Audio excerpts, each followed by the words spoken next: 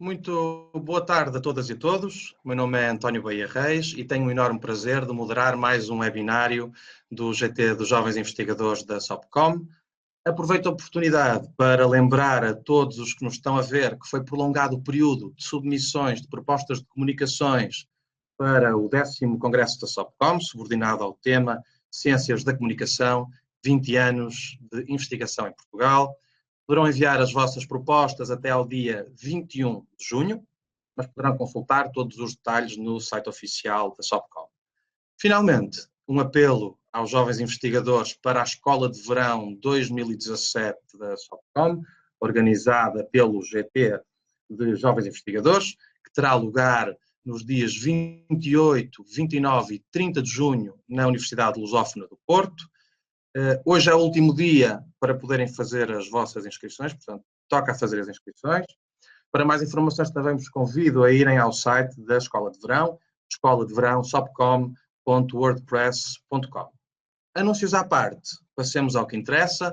Hoje temos connosco o professor Jorge Remondes, que recentemente aceitou o nosso convite e a quem dirijo em nome do GT de Jovens Investigadores o meu mais sincero agradecimento. O professor Jorge Remondes é professor no ensino superior, especialista também em comunicação, marketing e social media, é consultor sénior e formador de quadros empresariais nas áreas do marketing, vendas e redes sociais, totalizou cerca de 13.000 horas já de atividade de consultoria e formação, possui 10 anos de experiência enquanto docente no ensino superior em Portugal e participou como speaker em cursos complementares da Universidade de Vigo. É coordenador e autor do livro Marketing Digital e E-Commerce, autor do livro Marketing Interno e Comunicação, o impacto da utilização de novas tecnologias das PME, entre outras obras. Para os mais curiosos, poderão consultar mais informações no seu site oficial www.jorgeremondes.pt. A comunicação de hoje será subordinada ao tema Digitalização do Trabalho, a guerra pelo talento digital. Neste webinário, o professor Remondes propõe-nos o seguinte, e passo a citar: as empresas e instituições vivem transformações aceleradas nos processos e nos produtos e ou serviços oferecidos. Na base dessas transformações está o progresso tecnológico e o desenvolvimento da web. Neste enquadramento, estarão os recursos humanos preparados para as novas profissões? As empresas e instituições gerem eficazmente a sua marca como empregadoras? Onde está o talento digital? Parece-me pertinente e premente compreender este fenómeno no que diz respeito, por exemplo, à questão dos recursos humanos associados às competências digitais. Eu ouvia hoje nas notícias António Costa afirmar que o governo considera prioritária a aprendizagem da linguagem da programação, por exemplo, quer para crianças, quer para a população adulta. O primeiro-ministro explicou o porquê, lembrando que em Portugal há cerca de 15.000 pessoas desempregadas, mas que há cerca de 40.000 postos de trabalho na área das competências digitais por preencher. Um enorme desajuste, nas palavras do líder do governo, que é preciso combater, e eu concordo.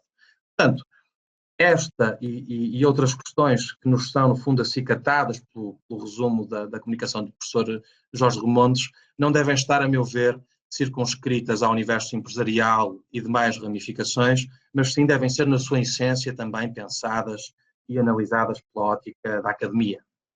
Dito isto, e agora questões mais práticas, informo-vos que a comunicação do professor Remondes terá a duração de cerca de 20 minutos, sendo que no final será reservado, como é habitual, um espaço para perguntas com a duração máxima igualmente de 20 minutos. Como é apanágio, deverão colocar as vossas perguntas no espaço de chat à direita do vídeo aqui no YouTube e devem fazê-lo somente quando eu abrir o espaço para questões no final da intervenção. Como sempre, convido-vos a partilharem ideias, comentários, links, imagens, memes, tudo aquilo que considerem ser interessante e que esteja de alguma forma em consonância com o tema de hoje. Muitíssimo obrigado e passo então agora a emissão ao professor Jorge. Depois desta excelente intervenção do António Reis, a quem agradeço estas simpáticas palavras,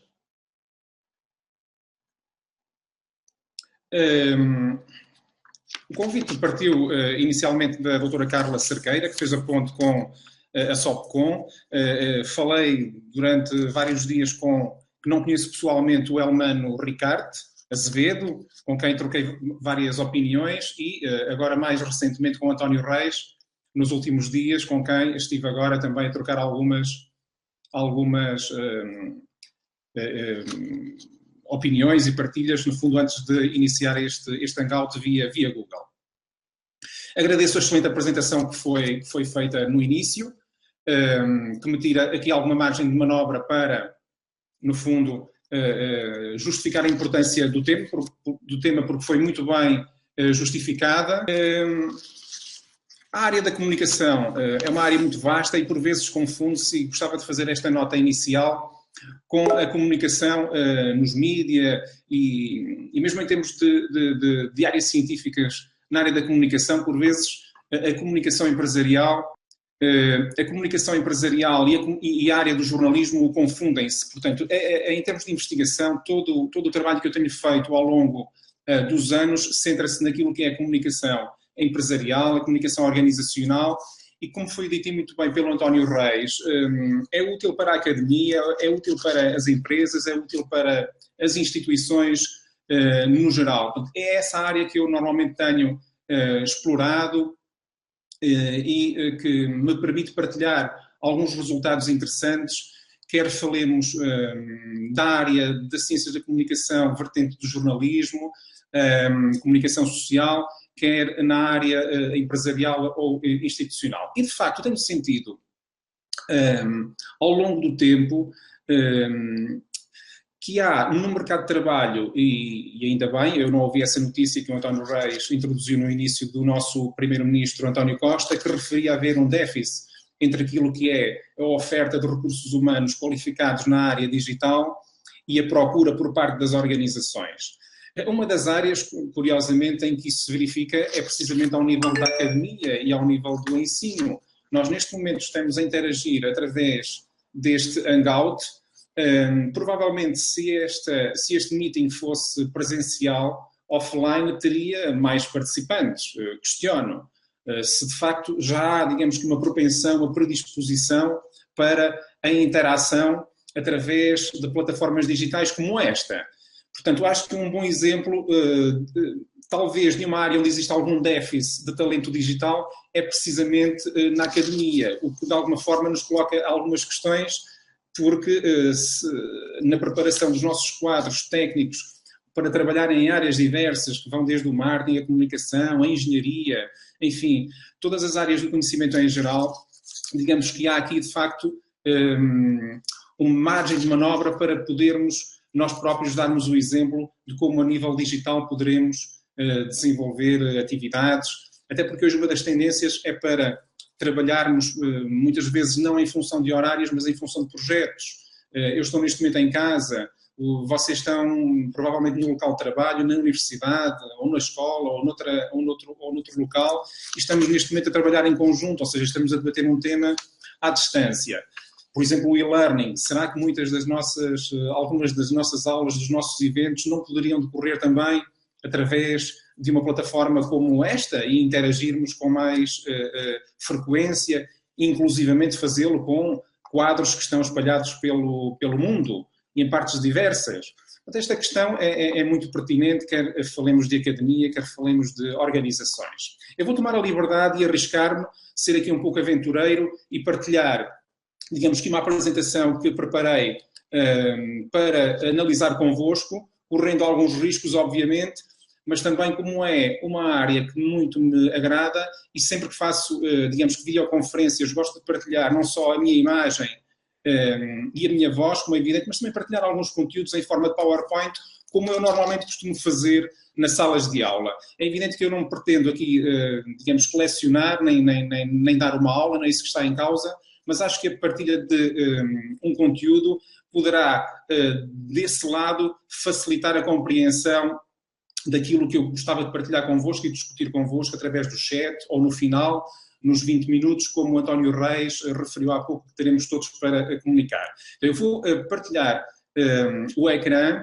nomeadamente uma apresentação que eu tenho para partilhar convosco, que penso neste momento já estarão a visualizar e que tem precisamente a ver com o conteúdo desta minha apresentação. A digitalização das organizações e a guerra pelo talento digital.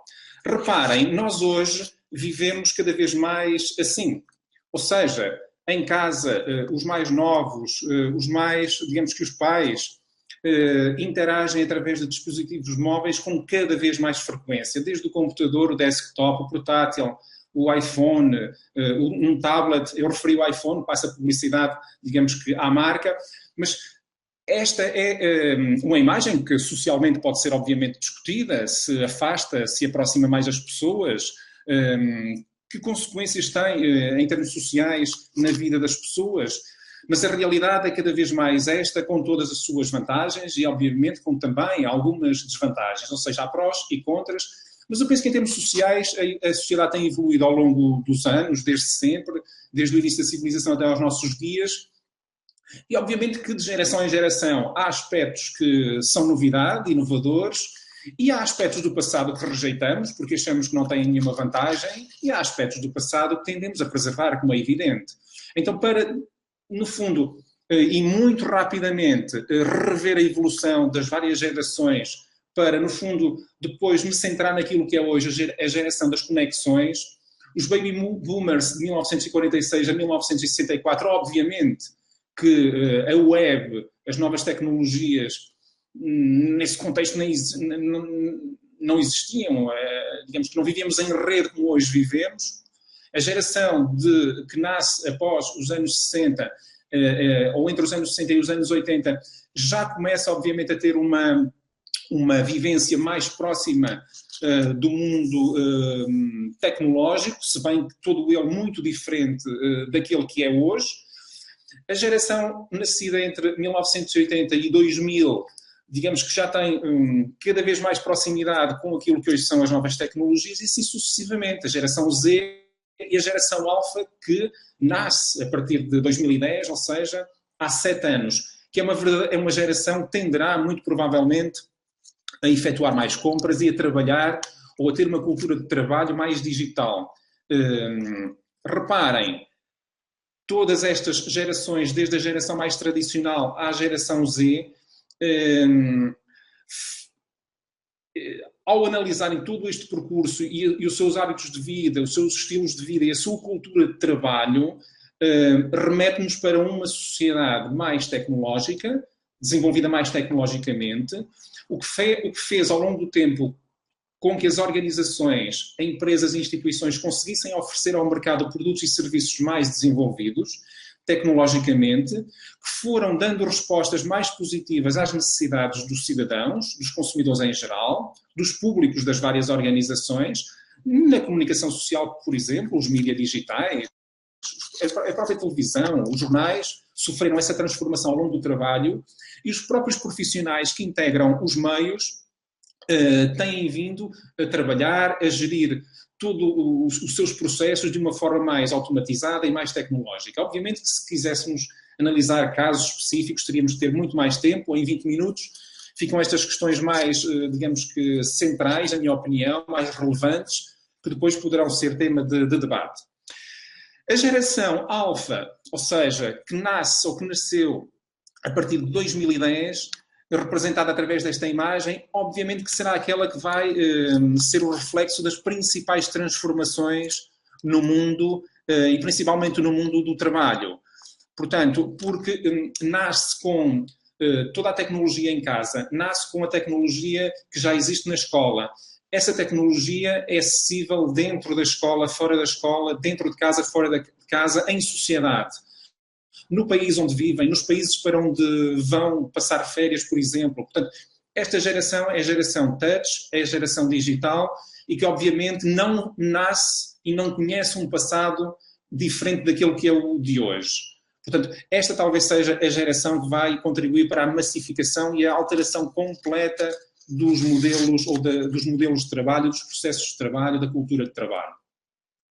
Há um executivo português, e eu cito porque no ano passado, fruto de todo o seu trabalho como executivo, como gestor de recursos humanos, todo o trabalho de gestão de empresas na área do recrutamento e seleção, o Rui Quinhones, que eu conheci há uns anos atrás quando trabalhei num grupo de recrutamento e seleção, o Grupo EGOR, numa das suas empresas que prestava serviços na área de consultoria, em recrutamento e principalmente na área do trabalho temporário. Ele diz que hoje começa a não fazer sentido falar de todas as gerações de que vos falei anteriormente, a geração tradicional, a geração baby boom, a geração X, Y e Z, mas que começa a fazer sentido falar sim da geração C. Porque apesar da geração alfa, da geração Z e Y serem gerações mais conectadas do que as anteriores, há cada vez uma tendência para toda a população estar conectada. E caminhamos para uma sociedade em que há uma geração predominante, que é a geração C, da qual fazem parte pessoas com 50 anos, 40, 30 ou mais do que 50, 60 e toda a geração que nasce neste momento, que nasceu nos últimos anos ou que nasceu há uma década atrás. Na opinião dele, as conexões cada vez são mais, digamos que, transversais, independentemente da geração que esteja em causa. E é por isso que, por exemplo, num evento como a vinda do Papa Francisco a Portugal, por exemplo, em 2017, muito recentemente em maio, nós visualizamos todas, digamos que há uma grande parte das pessoas, independentemente da idade, usando dispositivos móveis, fazendo o registro fotográfico, fazendo o registro em vídeo, transmitindo em direto via Facebook, ou seja, há uma cada vez mais conexão entre tudo e todos.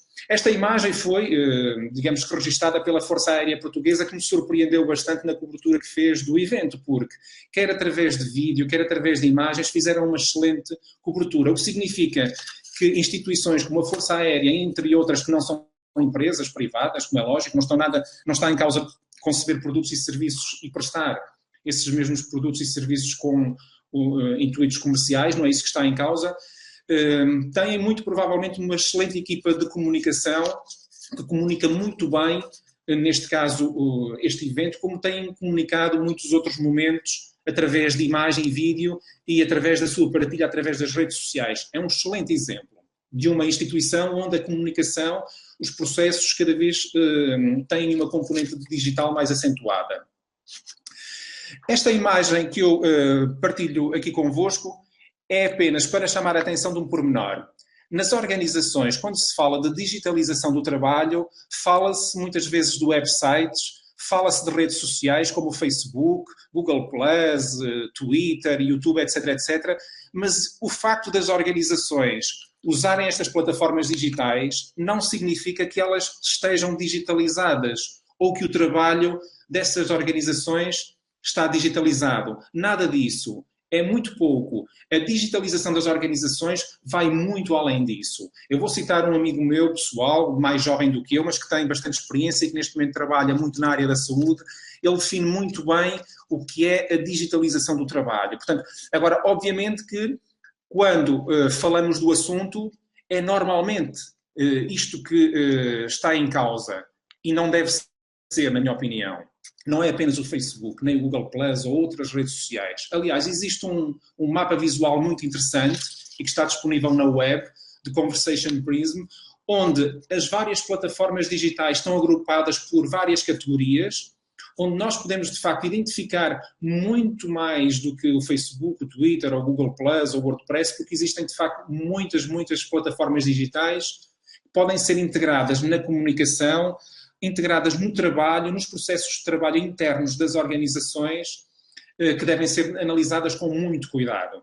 Digamos que este mapa visual pode, de facto, ser analisado pelo Departamento de Comunicação de Marketing das organizações, pode ser impresso, inclusivamente, colocado em cima da secretária, muito bem.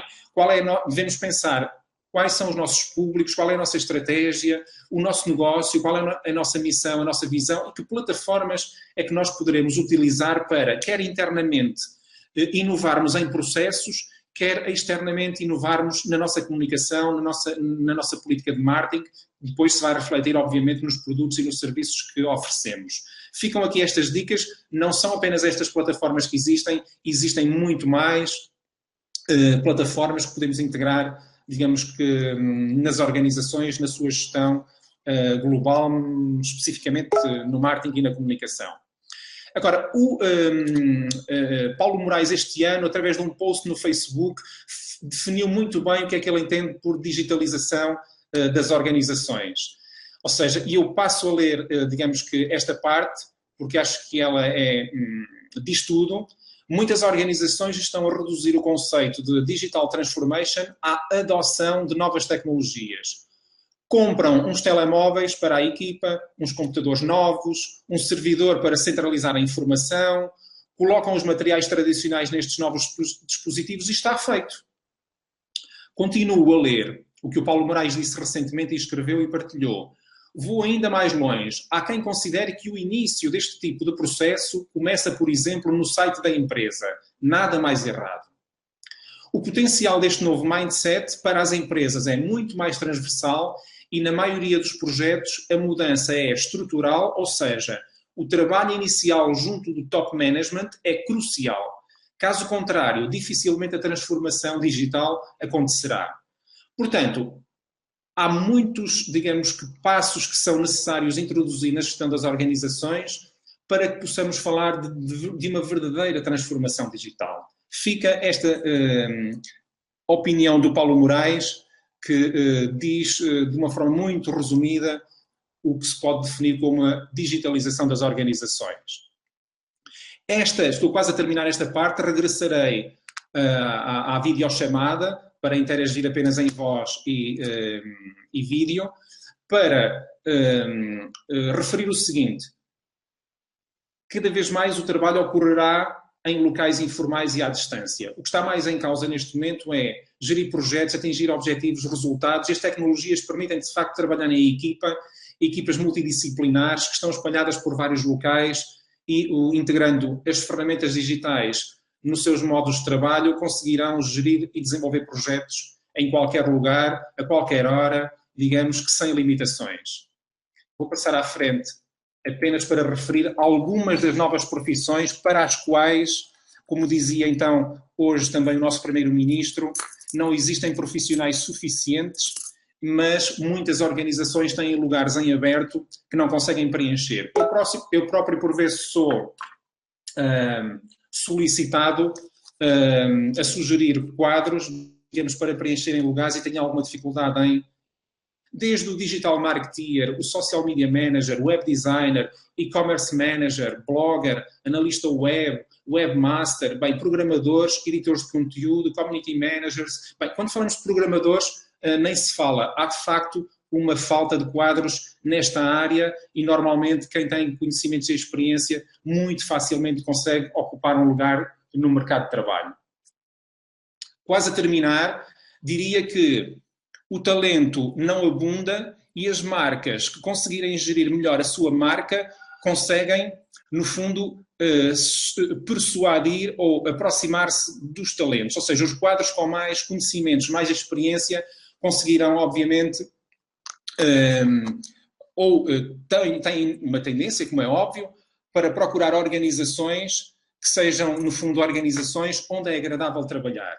Digamos que a melhor forma de conseguirmos conquistar e fidelizar o talento é gerirmos a marca enquanto instituição. E este mind map sobre Employer Branding, concebido por Teresa Newbo, que está disponível no LinkedIn, foi através de um artigo muito bem escrito na sua página, no seu perfil no LinkedIn, que, no fundo, este mind map começou digamos que a ser divulgado, partilhado, e que refere aqui algumas variáveis que eu acho que são extremamente relevantes e que podem contribuir para que as marcas consigam gerir as suas organizações como excelentes ambientes onde o talento se pode integrar.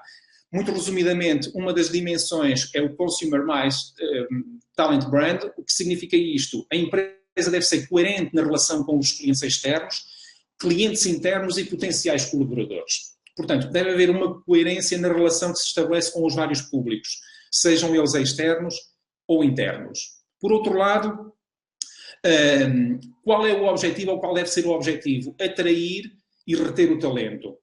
Ou seja, conquistar e fidelizar os melhores. Logo, se nós conseguirmos conquistar e fidelizar os melhores, seremos mais competitivos face aos nossos concorrentes, às instituições ou às empresas que prestam serviços semelhantes e com as quais competimos no mercado de trabalho. Terceira dimensão, how, ou seja, o benchmarking que fazemos relativamente aos produtos e aos serviços, poderemos fazê-lo também relativamente às boas práticas no mercado de trabalho. Ou seja, temos que definir bem o target da empresa, qual é o perfil de candidatos que nós procuramos, analisar os pontos fortes e os pontos fracos de uma empresa ou de uma instituição, quais são as oportunidades e as ameaças que existem no mercado, como é que a empresa se quer diferenciar dos restantes empregadores, e quando pensamos desta forma, pensamos da brand positioning, ou seja, do posicionamento da marca, definir o tom da comunicação e da interação. Portanto, e qual é a nossa proposta de valor enquanto empregador? Employer Value Proposition. Ou seja, o que é que a empresa faz de diferente? O que faz da empresa um empregador de excelência é tudo isto. Portanto, o que está em causa é, quer ao nível digital, quer noutras áreas, procurar os melhores quadros. Se gerirmos a marca nestes termos, conseguiremos com mais facilidade conquistar e fidelizar o talento, ou seja, os melhores. O engage, ou seja, ter o apoio de todos é fundamental. Como diz a autora, uma executiva, o recurso a grupos de discussão com colaboradores pode ser uma boa opção. E nesse contexto devemos analisar os touch points dos candidatos, ou seja, a sua jornada, tal como o fazemos relativamente aos consumidores, quando procuramos saber quais são os passos que o consumidor segue normalmente no processo de compra de um produto ou de um serviço. Ou seja, todos os pontos de contacto online e offline dos candidatos a um lugar. Devemos procurar analisar toda essa tipologia de touch points, pontos de contacto. Internamente, a autora refere que o objetivo é conseguir que os colaboradores se transformem em embaixadores da marca. Nada melhor do que uma marca ter os colaboradores a comunicar de uma forma positiva o seu local de trabalho, o seu ambiente de trabalho, as equipas onde participam. E, finalmente, é de destacar também a necessidade de construir canais digitais de comunicação da Talent Brand, ou seja, como uma página para trabalhar na empresa, uma página empresarial no LinkedIn e a própria participação em fóruns e grupos de discussão. Portanto, este é um mind map muito interessante da Employer Branding que eu sugiro que seja lido, que seja analisado e sobre o qual se reflita e se tentem implementar, digamos que esta metodologia na gestão de marcas de organizações enquanto empregadoras.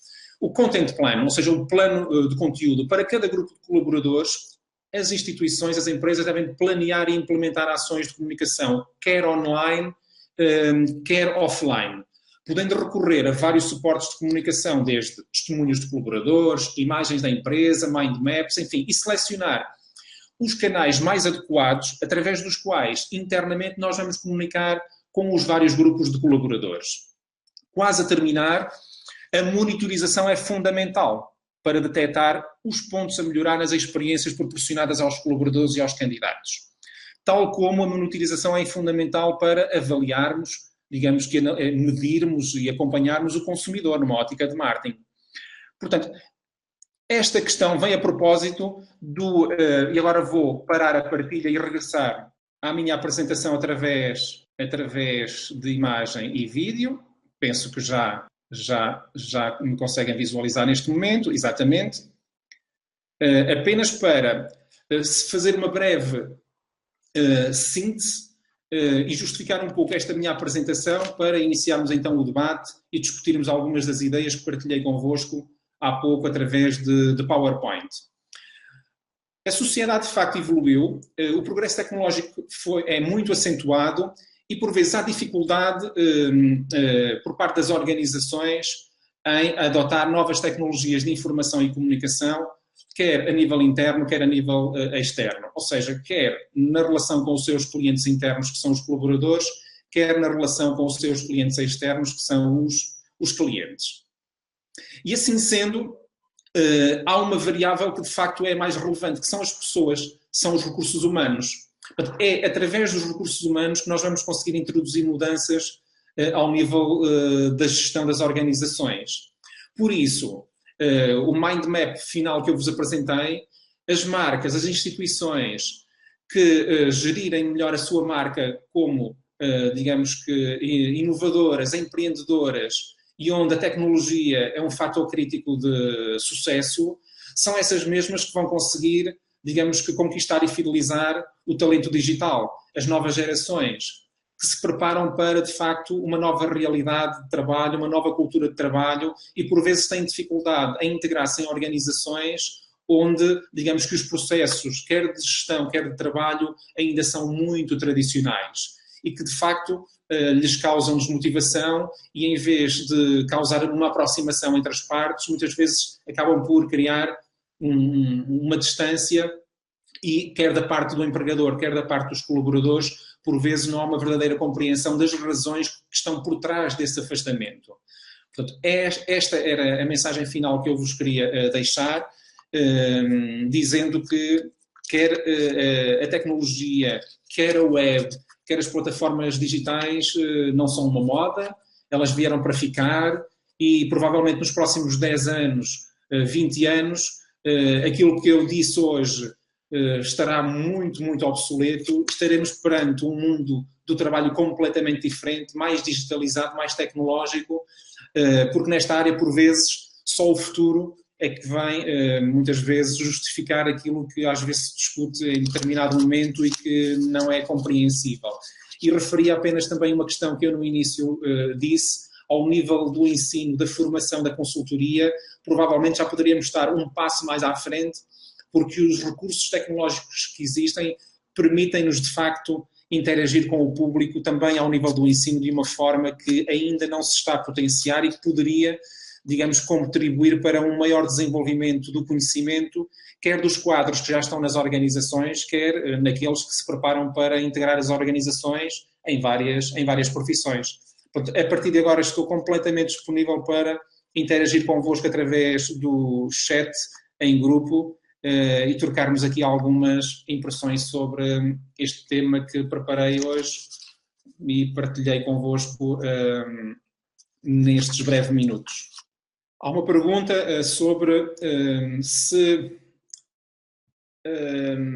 as competências digitais devem ser integradas, por exemplo, no ensino não superior, no sentido de criar antecipadamente perfis profissionais futuros adequados ao paradigma digital. Obviamente que sim.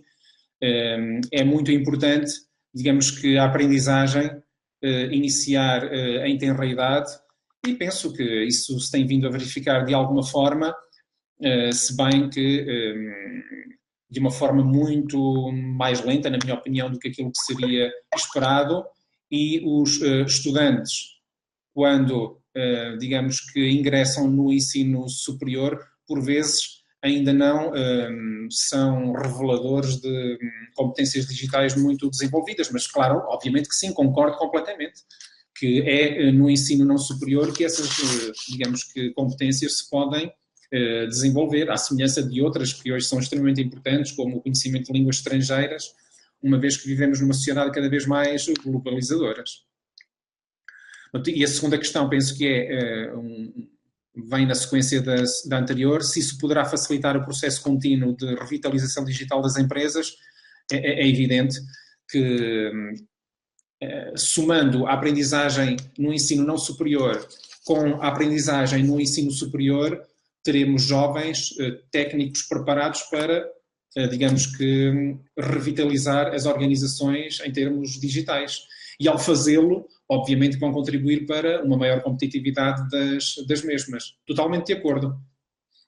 Sim, esta questão também é extremamente pertinente e ainda bem que a colocam, ou seja, no futuro não estarão as competências digitais refém dos bots e de inteligência artificial, ainda são essenciais skills não digitais como um complemento essencial ao digital. Nós temos que ter em conta as competências hard e soft, as hard skills e soft skills, são extremamente importantes, como é evidente. Aliás, uma das áreas onde também necessitamos de preparar os nossos quadros de uma forma mais ajustada às necessidades do mundo do trabalho, nos dias de hoje, e das organizações, são precisamente as soft skills também, que são extremamente importantes. O desenvolvimento da tecnologia e a adoção das novas tecnologias não dispensa o desenvolvimento de competências como trabalhar em equipa, comunicar com facilidade, quer à distância, quer presencialmente. Portanto, não vamos ficar reféns, digamos, que das tecnologias. Aliás, eu penso que à medida que as tecnologias mais se desenvolvem, isso também implica que competências relacionais e de comunicação novas, diferentes, obviamente, das tradicionais, se desenvolvam e que acompanhem todo este desenvolvimento tecnológico. Agradeço, portanto, queria terminar agradecendo à SOPCOM, nomeadamente aos jovens investigadores em Ciências da Comunicação, a oportunidade que me deram de partilhar aqui convosco esta minha visão sobre a digitalização do trabalho e a preocupação sobre o talento digital, disponível para outras experiências, como é lógico, e espero que os próximos webinários contribuam, como todos os anteriores, para, digamos que, o desenvolvimento desta comunidade de investigadores na área das ciências da comunicação e, obviamente, disponham, através desta plataforma, das redes sociais, para outras questões sobre as quais necessitem de informação mais detalhada. Muito obrigado a todos e um bom resto de tarde.